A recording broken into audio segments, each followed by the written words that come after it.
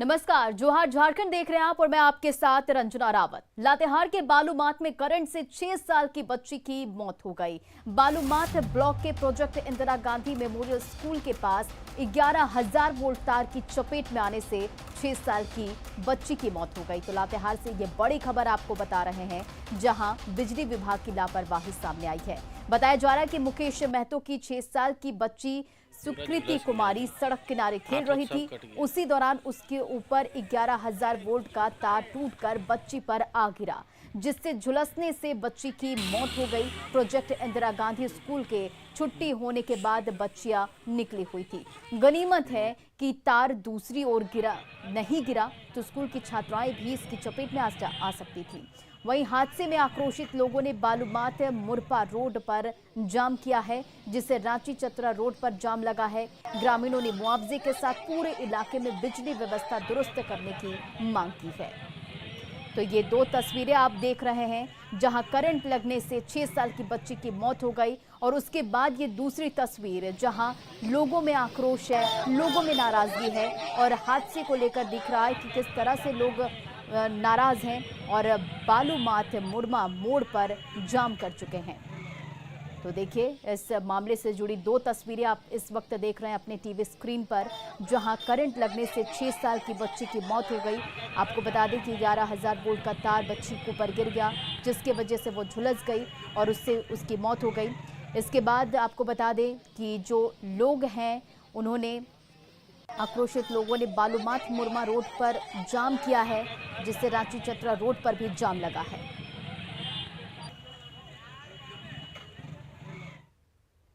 सड़क जाम के 2.5 घंटे बाद पहुंचे एसडीएम। गुस्साए ग्रामीणों ने एसडीएम पर फेंका काला मोबिल। तो देखिए, सड़क जाम के 2.5 घंटे के बाद एसडीएम पहुंचे और गुस्साए ग्रामीणों ने एसडीएम पर फेंका काला मोबिल। करंट से 6 साल की बच्ची की मौत हो गई है और बच्ची पर बता दें आपको 11,000 वोल्ट का तार गिरा, जिससे झुलसने से बच्ची की मौत हो गई। और नाराज लोगों ने रांची चतरा रोड को जाम किया है। और इस पर अधिक अपडेट के साथ संजय भारती हमारे साथ फोन लाइन पर। संजय, देखिए, करंट लगने से 6 साल की बच्ची की मौत हो गई, और क्या कुछ इस पर अधिक जानकारी है? रजना, आपको बता दें कि ये जो घटना है बड़ी घटना हो सकती थी, क्योंकि वो समय जो था स्कूल में छुट्टी होने का समय था और कई और बच्चे वहां से गुजर रहे थे। वो तो भाग्यशाली रहे कि बाकी बच्चे इसकी चपेट में नहीं आए। यही कारण है कि लोग लगातार गुस्साए हुए थे, आक्रोशित थे, और अधिकारी की तरफ से जो लेट पहुंचने का जो कारण है, इसी कारण की वजह से जो ग्रामीण है और ज्यादा गुस्से में आ गए। यही कारण है कि जैसे ही एसडीओ वहां पहुंचते हैं, राजदेव मेहता के पहुंचने के साथ ही गुस्साए ग्रामीण उन पर मोबिल का छिड़काव कर देते हैं। ये एक विरोध प्रदर्शन है, क्योंकि आप घटना को देखें तो 1 बजे के आसपास घटना हुई है और एसडीएम साहब जो है तो करीब 4 बजे के बाद घटनास्थल पर पहुंचते हैं, जहां सड़क जाम की जा रही थी वहां पर पहुंचते हैं। तो इतनी देरी से पहुंचने के कारण कहीं ना कहीं ग्रामीणों में गुस्सा जायज है।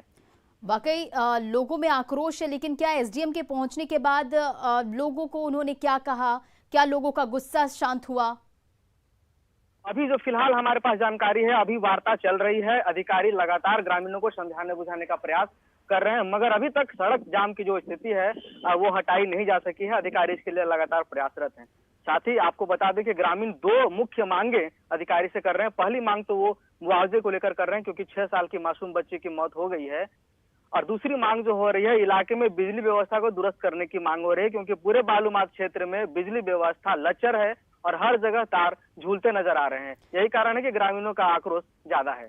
देखिए, ग्रामीणों का आक्रोश भी ज्यादा है, और जिस तरह से ये घटना सामने आई है, उसके बाद क्या बिजली विभाग ने कोई पहल की है? अभी तक तो बिजली विभाग की तरफ से कोई खास पहल नहीं की गई है, और बता देंगे कोई आधिकारिक बयान भी बिजली विभाग की तरफ से नहीं आया है। हालांकि अब देखना यह होगा कि चूंकि एसडीओ राजदेव मेहता वहां पहुंचे हैं और वो क्या निर्णय लेते हैं और किस तरह के निर्देश देते हैं, इस बात का इंतजार फिलहाल किया जा रहा है। जी संजय, आप इस खबर पर नजर बनाए रखें, हम आपसे फिर से अपडेट लेंगे, और अभी की जानकारी के लिए शुक्रिया। अगली खबर जामताड़ा से है। जामताड़ा के नाला थाना क्षेत्र में भी करंट लगने से एक व्यक्ति की मौत हो गई है। सुबह शख्स घर से किसी काम से बाहर निकला था और इसी दौरान वो बिजली के तार के संपर्क में आ गया।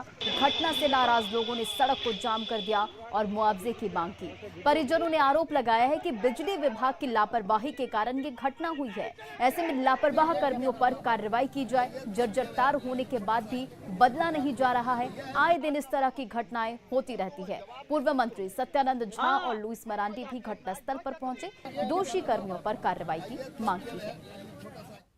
लापरवाही है। विद्युत विभाग का उसी जगह पर तीन बार तार गिर गया था। अब तीन बार ये लोग जाके यहाँ के लोकल प्रशासन एवं विद्युत विभाग का जेई, एई, एसडीओ सब जाके फैसला किया कि हम लोग यहाँ का जो तार है तार हम लोग चेंज कर देंगे, लेकिन इन लोगों ने नहीं किया। फिर आज से 3 महीना पहले फिर एक बार गिरा था। बिजली विभाग के जो पदाधिकारी हैं उन पर कार्रवाई हो, एक नंबर। दूसरी मांग है कि मृतक के परिवार को मुआवजा दिया जाए जो सरकार के द्वारा देय है। कि बिजली विभाग की नेग्लेंसी के कारण इस तरह का दुर्घटना घटी है। बिजली विभाग से बात हुई है और समझौता भी इन लोगों ने पहले किया था। तो जितना भी जर्जर तार है वो बदलने का उन लोगों ने आश्वासन दिया है और 1 सप्ताह के अंदर बोला है कि हम बिजली का जो जर्जर तार है उसको शिफ्ट कर देंगे। और जो मुआवजा है, जो जेन्युइन मुआवजा है वो दिलाने की प्रक्रिया हम लोग कर रहे हैं। बॉडी को पोस्टमार्टम के लिए भिजवा रहे हैं। लातेहार में नक्सली मुठभेड़ में शहीद झारखंड जगुआर के डिप्टी कमांडेंट राजेश कुमार को आज श्रद्धांजलि अर्पित की गई। झारखंड जगुआर मुख्यालय में श्रद्धांजलि सभा का आयोजन किया गया था, जहां मुख्यमंत्री हेमंत सोरेन, मुख्य सचिव सहित झारखंड पुलिस के डीजीपी ने बहादुर शहीद को श्रद्धांजलि दी।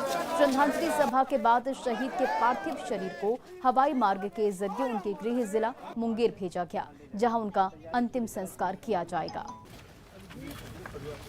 हमारे जो शहीद डिप्टी कमांडेंट है राजेश कुमार, उनका आज यहाँ पे शहीद सम्मान समारोह यहाँ जगुआर कैंपस में आयोजित किया गया था, जिसमें माननीय मुख्यमंत्री महोदय, मुख्य सचिव महोदय, होम सेक्रेटरी महोदय और डीजीपी महोदय और अन्य सभी वरीय पदाधिकारी उपस्थित। अंतिम संस्कार होने हैं वो मुंगेर जिला में होने हैं। दिलेर था जी, तो भाई बोलेगा ना,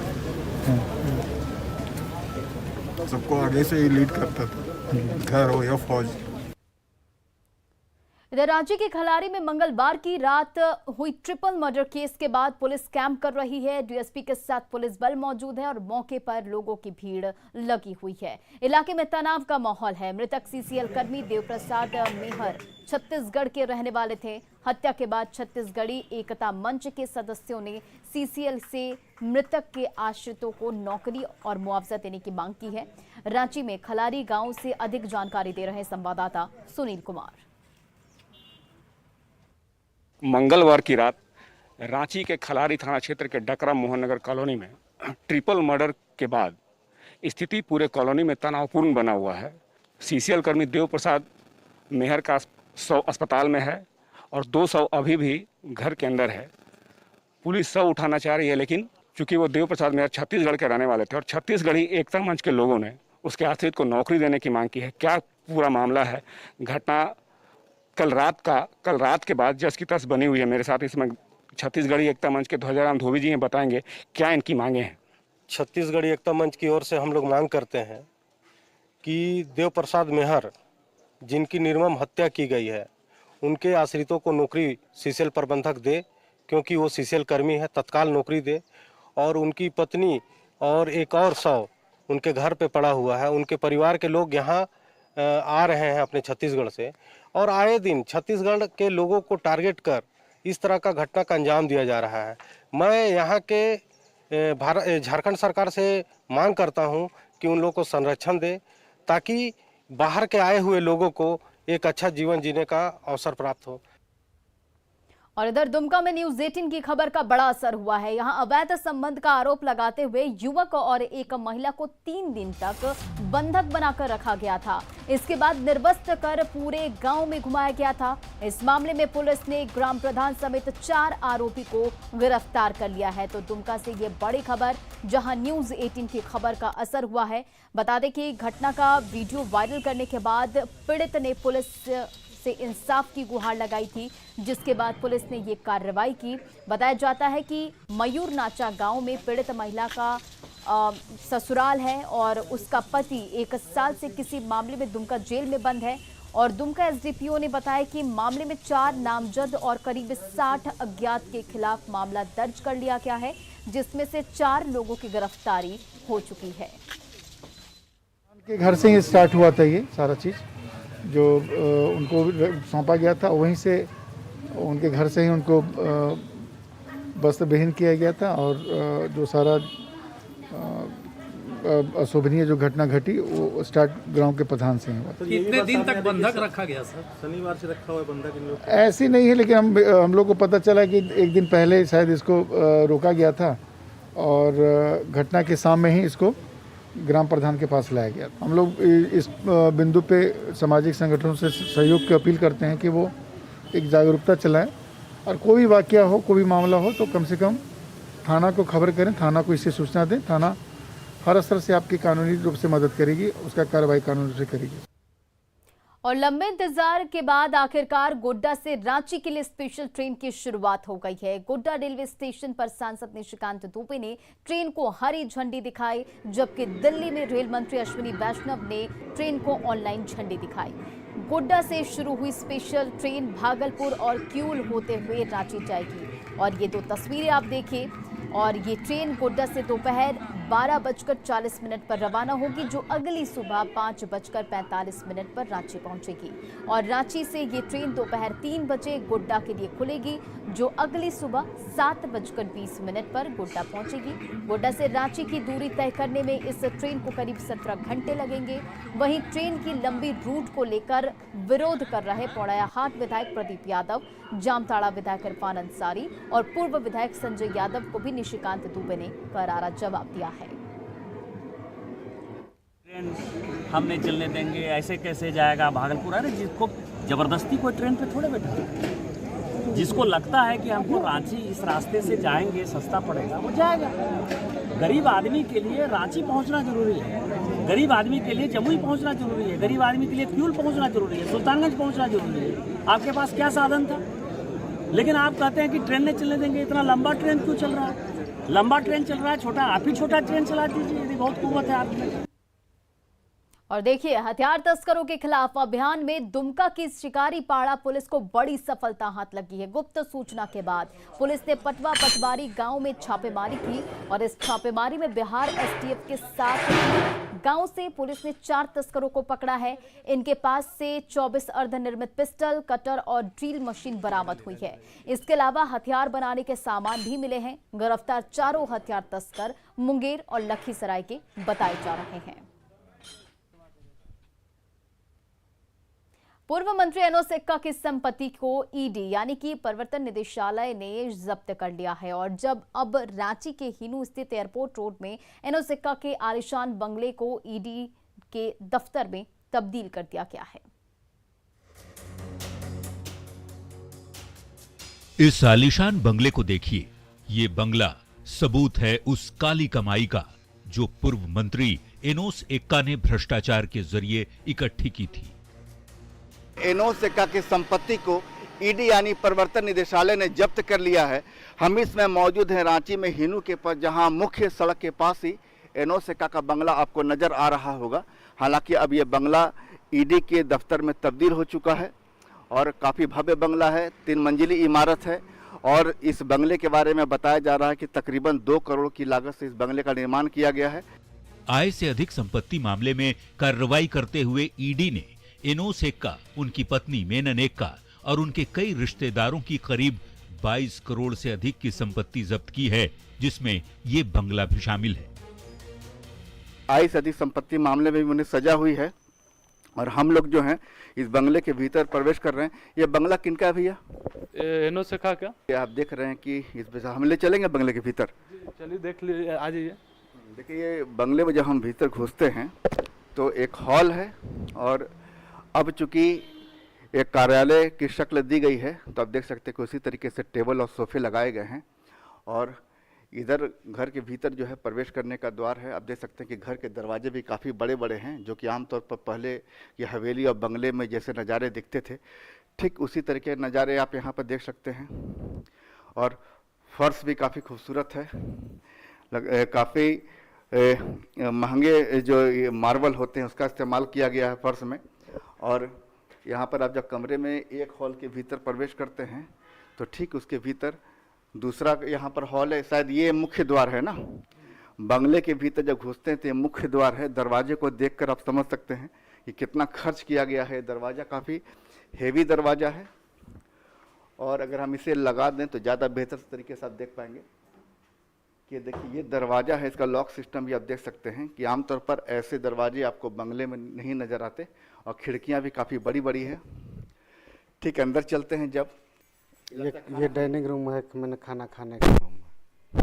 पीछे से एक दरवाज़ा यहाँ खुलता है, शायद लॉन की तरफ खुलता है, जो पीछे का जो आमतौर पर बंगले के पीछे जो हरियाली होती है, बागीचा होता है, तो उधर खोलने की ज़रूरत नहीं, छोड़ दिए से। एक ये है और ये 3 मंजिला इमारत। मधु कोड़ा मंत्रिमंडल में कैबिनेट मंत्री रहे एनोस एक्का ने इस सपने के महल को अपने रहने के लिए बनाया था, लेकिन आज वो जेल की हवा खा रहे हैं। पारा शिक्षक हत्या मामले में आजीवन कारावास की सजा काट रहे एनोस एक्का को मनी लॉन्ड्रिंग और आय से अधिक संपत्ति मामले में भी सजा सुनाई जा चुकी है। करोड़ों का घर होते हुए भी जेल की रोटी खा रहे एनोस एक्का की कहानी वैसे लोगों के लिए सबक है जो भ्रष्टाचार के जरिए काली कमाई करते हैं या करने की सोच रहे हैं। न्यूज़ 18 के लिए रांची से संजय सिन्हा की रिपोर्ट। और रांची से एक बड़ी खबर आपको बता दें, खूंटी के तपकरा थाना प्रभारी घूस लेते गिरफ्तार किए गए हैं। एक सिपाही को एसीबी ने घूस लेते दबोचा। 10,000 घूस लेने का आरोप है। रांची से बड़ी खबर, थाना प्रभारी के निर्देश पर सिपाही ने लिए थे पैसे। राम माली सरकारी नौकरी का सपना देखते थे और अपने परिवार और समुदाय के लिए एक मिसाल कायम करना चाहते थे, पर गरीबी उनके इस सपने के आड़े आ गई और उन्होंने साफ सफाई का काम शुरू कर दिया। जो वहां आसपास के लोग क्या करते थे, राम बहुत ही निराश और अकेला महसूस करते थे, पर इस बीच उन्हें Harpic world toilet college of HWTC को जानने का मौका मिला। ऐसा बहुत कुछ था जो राम को इस दौरान जानने का मौका मिला, जैसे 2013 का मैनुअल स्क्वेंजर एक्ट। ये एक्ट दरअसल हाथ में मैला धोने वालों के तौर पर रोजगार को प्रतिबंधित करता है। ये अब अपने अधिकारों के बारे में अच्छी तरह से जानते हैं और सैनिटेशन के बिजनेस में आने वाले मौकों के साथ साथ नालों की साफ सफाई में आधुनिक तकनीक और मशीनरी के इस्तेमाल को भी समझते हैं। उनका मानना है कि समाज में उनके लिए इज्जत से रहना अब संभव है और साथ ही समाज की मदद से अब वो उद्यमी बनने की राह पर भी जा सकते हैं। आज राम पुणे में एक स्वयं सहायता समूह स्वच्छता मित्र के जनरल सेक्रेटरी हैं और अब वो सरकारी परीक्षा में बैठने की तैयारी कर रहे हैं।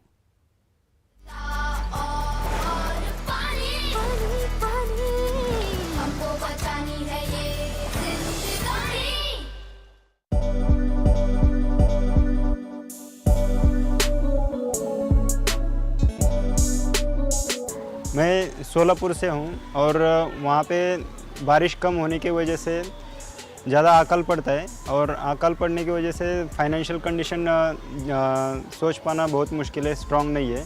और इसके लिए मैं पूना सिटी में काम के लिए आया था, एज ए सैनिटाइजेशन वर्कर काम शुरू किया। ट्रेनिंग लेने के पहले काम ढूंढने के लिए हमें नाके पे खड़ा रहना पड़ता था और नाके पे खड़े रहने के बाद में काम ढूंढना पड़ता था। काम मिलेगा कि नहीं इसकी गारंटी नहीं थी, लेकिन जैसे ही हमने वर्ल्ड टॉयलेट के बारे में पता चला, उसके बाद में ट्रेनिंग लेने के बाद में एक प्रोफेशनली एज काम करने लगे। पहले हम हाथ से काम करते थे और आज जो काम करने का तरीका है वो बदल गया है। पीपी किट विथ मशीन, जो काम करने के लिए पहले घंटों लगता था, अभी वो कम समय में हो जाता है और उसके लिए हमें एक काम करके दूसरा काम करने के लिए जा सकते हैं। एक ही दिन में 2-3 काम एज ए पॉसिबल हो सकते हैं। मेरे को वर्ल्ड टॉयलेट कॉलेज से कॉम्पिटिटिव एग्ज़ाम की प्रेरणा मिली और कॉम्पिटिटिव एग्ज़ाम करके मैं कुछ तो बनना चाहता हूँ और बनने के बाद एज ए सैनिटाइजेशन वर्कर मैं खुद पता है मेरे को कि क्या क्या दिक्कतें आती है, उनको क्या क्राइसिस है, प्रॉब्लम है, तो उनके लिए कुछ करना चाहता हूँ। ये बहुत सारे मेरे भविष्य में सपने हैं कि उनके लिए मैं कुछ कर सकूँ और खुद भी कुछ बन सकूँ।